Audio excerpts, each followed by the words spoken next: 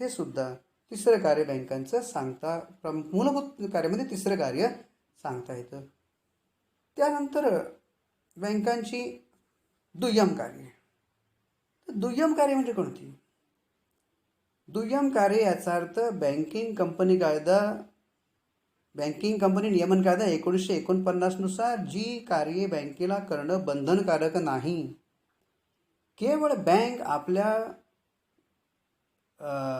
व्यवसायाची किंवा आपल्या बँकेचा एक नावलौकिक वाढावा, खातेधारकाला मदत व्हावी, अन्य सेवा सुविधा त्या खातेधारकाला दिल्या जाव्यात, किंवा कर्जदार आहे त्या कर्जदाराला सुद्धा पैशाचं स्थानांतर करणं वगैरे आहे, लॉकर सिस्टीम आहे, अशा सुविधा त्या ठिकाणी सर्वसामान्य सुविधा उपलब्ध करून देणं, म्हणजे ही कार्ये बँका सहाय्य म्हणून करत असतात. त्याला सहाय्यभूत कार्य पण म्हटलेलं आहे,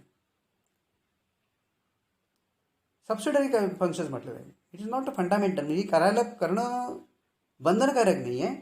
तर बँका केवळ स्पर्धेमध्ये आपले ग्राहक वाढावेत, ठेवीधारक आणि कर्जधारक वाढावेत, आणि आपल्या ग्राहकांना अधिकाधिक चांगल्या सेवा सुविधा देता याव्यात, यासाठी ही कार्य त्या ठिकाणी केली असतात.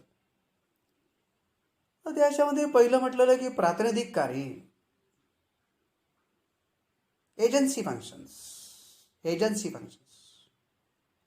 इथं बँक खातेधारकाचा प्रतिनिधी म्हणून कार्य करते. व्यावसायिक बँक त्याच्या ग्राहकासाठी प्रतिनिधी म्हणून कार्य करते आणि त्याच्या वतीनं काही कार्ये बँका करत असतात. याच्यामध्ये पहिलं कार्य सांगतात की नियमित भरणा करणं आणि लोकांचं त्या खातेधारकाचे नियमित देणी पण देणं, देयक देणं. तर भरणा म्हणजे कोणतं? तर व्यावसायिक बँका वेळोवेळी खातेधारकाचा पगार जमा करणं, लाभांश जमा करणं, व्याज जमा करणं किंवा इतर कोणत्या उत्पन्न खात्यामध्ये जमा करते.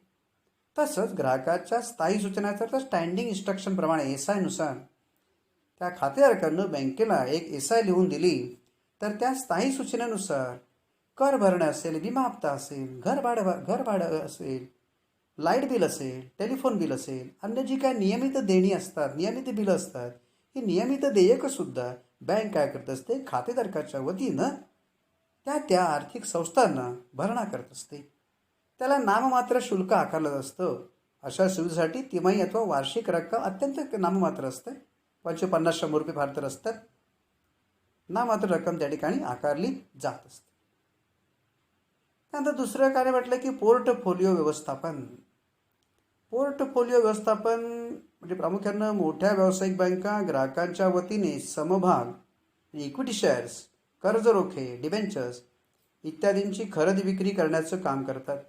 आणि अशा सुविधांना पोर्टफोलिओ मॅनेजमेंट असं त्या ठिकाणी म्हटलं असतं की या सुविधांमुळं जास्त ग्राहक अशा सुविधा घेण्यावरती भर देतात. आता तिसरं कार्य सांगता येतं की निधी हस्तांतरण, फंड ट्रान्सफर. व्यावसायिक बँका एका शाखेतून दुसऱ्या शाखेमध्ये किंवा एका बँकेच्या शाखेतून दुसऱ्या बँकांच्या शाखेमध्ये सुद्धा निधी हस्तांतरण करण्याचं कार्यही त्या ठिकाणी करत असतात. वाणिज्य बँका ही हस्तांतरण सुविधा देण्यासाठी वेगवेगळे उपक्रम विना अडथळा उपलब्ध करून देत असतात. त्यानंतर डिमॅटेरियलायझेशन. तर डिमॅटेरियलायझेशन याचा अर्थ खातेधारकासाठी त्याचं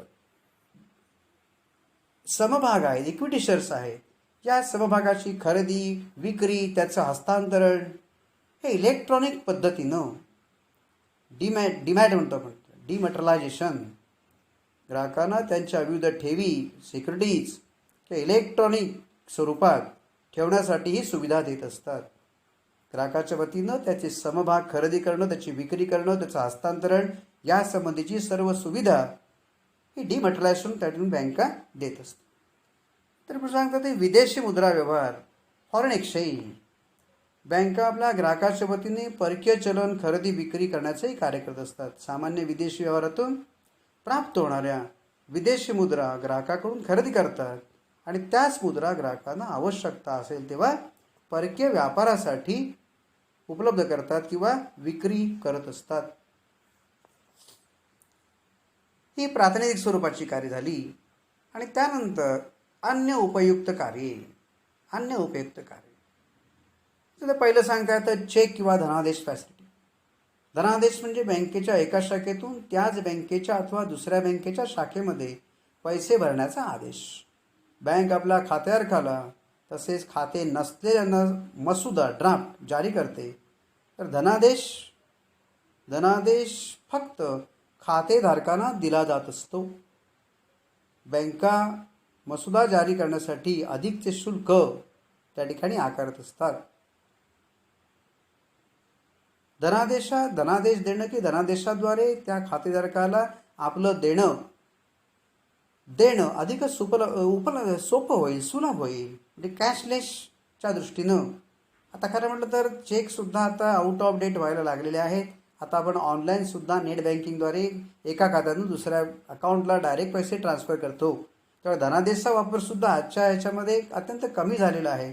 फक्त अभ्यासक्रमामध्ये आहे म्हणून आपण त्या चेकचा अभ्यास करणार आहोत. प्रामुख्याने कमी रकमेचे चेक असतील किंवा स्थानिक असतील तर स्थानिकप्रमाणे आपण तिथं चेक देत असतो. पण खूप लांबचं जर पेमेंट करायचं असेल तर इथंसुद्धा आता कोण चेक शक्यतो देत नाही. तर अकाउंट ट्रान्सफर NEFT आहे. EFT, NEFT किंवा नेट बँकिंग या सुविधांचा वापर करून व्यक्ती पैशाचं हस्तांतर किंवा स्थानांतर करत असते किंवा लोकांचं देणं देत असते. पण स्थानिक रकमेचं देणं देण्यासाठी रोख पैसे वापरावे लागू नयेत म्हणून धनादेश ही सुद्धा सुविधा खातेधारकाला बँका एक उपयुक्त कार्य म्हणून देत असते. त्यानंतर लॉकर सुविधा. लॉकर सुरक्षा कप्पा हे कोणत्याही व्यावसायिक बँकेचं सर्वसामान्य उपयुक्त कार्य आहे. म्हणजे बँक कुठल्याही व्यक्तीला त्याच्याकडे जे काही मौल्यवान वस्तू आहेत, मौल्यवान कागदपत्र आहे, सोनं नाणं असेल, दागिने असतील, हे सुरक्षितपणे ठेवण्यासाठी एक वार्षिक काही ठराविक त्या सुरक्षा कप्प्याचं भाडं घेऊन या सर्व मौल्यवान वस्तू बँक आपल्या कस्टडीमध्ये ठेवत असतो. प्रत्येकाला स्वतंत्र लॉकर त्या ठिकाणी दिला असतो आणि ज्यावेळी खातेधारकाला आवश्यक वाटेल त्यावेळी तो त्या संबंधित व्यक्तीच्या समक्ष त्यातील वस्तू किंवा कागदपत्र काढतो, पुन्हा तिथं नेऊन ठेवतो. त्याचं मुव्हिंग रजिस्टर असतं, त्या ठिकाणी नोंद केल्यात असते, कधी काढलं कधी ठेवलं याची मात्र नोंद असते. कारण या लॉकरची किल्ली एक बँकेकडे असते आणि ज्यानं तो लॉकर घेतलेला आहे त्याच्याकडे असते. कारण ह्या लॉकरमध्ये संबंधित मौल्यवान वस्तू बँकेत ठेवल्यानंतर त्याची सुरक्षितता ही बँकेकडे असते. जर ते गहाळ झालं तर ते भरून देण्याची जबाबदारी बँकेची असते. त्यामुळे आपण बँकेच्या लॉकरमध्ये सर्व मालमत्ता ठेवून आपण सुरक्षित राहत असतो. नाममात्र वार्षिक भाडं त्या ठिकाणी मात्र बँक त्या ठिकाणी त्याला आकारत असते. त्यानंतर प्रकल्प अहवाल, प्रोजेक्ट रिपोर्ट. आता इथं प्रामुख्याने व्यावसायिक असेल किंवा एखाद्या उद्योजकाला एक छोटा व्यवसाय सुरू करायचा आहे किंवा व्यापार सुरू करायचा आहे तर त्यासाठी आवश्यक असणारा प्रोजेक्ट रिपोर्ट, प्रकल्प अहवाल आणि त्याची व्यवहार्यता, फिजिबिलिटी याचा अभ्यास अहवाल तयार करतात. प्रकल्प अहवाला बाजारपेठेमधून निधी मिळवण्यास आणि सरकारी अधिकाऱ्याकडून मंजुरी मिळवण्यास सक्षम ठरतात किंवा सक्षम होतात. त्यानंतर गिफ्ट चेक. बँक खातेधारकांना किंवा इतरांना सुद्धा भेट म्हणून देण्यासाठी गिफ्ट चेक किंवा सोन्याची नाणी अशा सुविधा त्या ठिकाणी पुरवत असतात. म्हणजे विविध प्रकारचं वाढदिवस असतील किंवा एखादं सत्कार करायचा असेल, सन्मान त्या ठिकाणी करायचा असेल तर अशा वेळी गिफ्ट चेक किंवा सोन्याची नाणी वगैरे असतील अशी या समारंभाच्या वेळी भेट म्हणून देण्याला उपयुक्त ठरतात. अशा प्रकारचं गिफ्ट चेक किंवा गिफ्ट कॉईन्स ही सुद्धा बँका सर्वसामान्य व्यक्तींना त्या ठिकाणी पुरवत असतात. त्यानंतर अंडररायटिंग म्हणजे भाग हमीदार. आता अंडररायटिंग ही सेवा प्रामुख्यानं बँका कंपनीला पुरवत असतात. ज्यावेळी एखादी कंपनी नव्यानेच व्यवसाय सुरू करत असते आणि त्यावेळी त्या कंपनीच्या भागाला जनतेकडून योग्य तो प्रतिसाद मिळेल की नाही याची ज्यावेळी शाश्वती नसते त्यावेळी त्या कंपनीला त्याचं जे काही किमान भांडवल असतं हे किमान भांडवल वसूल करून देण्याची हमी ह्या बँका देत असतात. म्हणजे जर सर्वसामान्य लोकांकडून त्या भागाची मागणी आली नाही तर तेवढे सर्वसामान्य भाग बँका खरेदी करतात आणि त्या व्यावसायिकाला आपला व्यवसाय सुरू करायला कोणती अडचण येत नाही. त्या कंपनीला मिळालेलं जे तुमचं व्यवसाय प्रारंभ दाखला आहे तो व्यवसाय प्रारंभ दाखला रद्द होत नाही, नोंदणी तशी चालू राहते. आणि बँका काय करतात की जेवढे भाग वितरित झाले नाही, सर्वसामान्य जनतेनं जेवढ्या भागासाठी मागणी केली नाही ते सर्वसामान्य भाग बँकांकडून किंवा बँका ते खरेदी करतात. त्या कंपनीचे भाग ते बँका खरेदी करतात. अर्थात त्यासाठी कमिशन पण असणार आहे. कुठली सेवा बँक मोफत देत नाही, पण नामात्र कमिशन त्या ठिकाणी असतं. पण सुरुवातीला ज्यावेळी व्यवसाय सुरू करायचा आहे त्यावेळी जी कंपनीला भांडवलाची गरज असते, विशिष्ट मुदतीमध्ये मिनिमम सबस्क्रिप्शन अमाऊंट किमान अभिधानाची रक्कम ही वसूल होणं बंधनकारक असतं.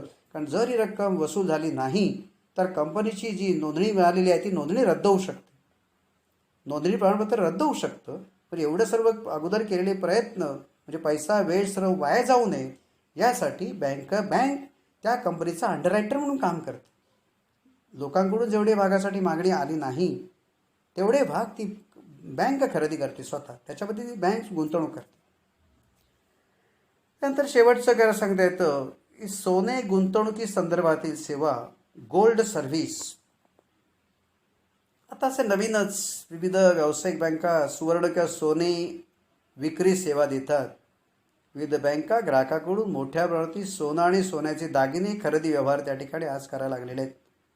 तर काही बँका आपल्या ग्राहकांना गोल्ड फंड किंवा गोल्ड ETF इत्यादीसाठी सल्लागार सेवा सुद्धा त्या ठिकाणी पुरवत असतात. म्हणजे अशा प्रकारे व्यावसायिक बँकांची मूलभूत कार्ये, प्रातिनिधिक कार्ये आणि अन्य उपयुक्त सेवा अशा 3 प्रकारामध्ये याची विभागणी करता येईल. आता यावरती मला 8 मार्काला सुद्धा जो क्वेश्चन नंबर 7 आहे, प्रश्न क्रमांक 7 आहे, याच्यामध्ये 7वा प्रश्न 8 मार्कालाही त्या ठिकाणी तुम्हाला येऊ शकतो किंवा मग सांगितलं त्याप्रमाणे कर्जाचे प्रकार, ठेवीचे प्रकार अशा प्रकारे 4 मार्काला किंवा 5 मार्काला त्या ठिकाणी प्रश्न येऊ शकतो. अशा प्रकारे बँकांची कार्य म्हणून आपल्याला त्या ठिकाणी याचा अभ्यास करता येईल. थँक्स.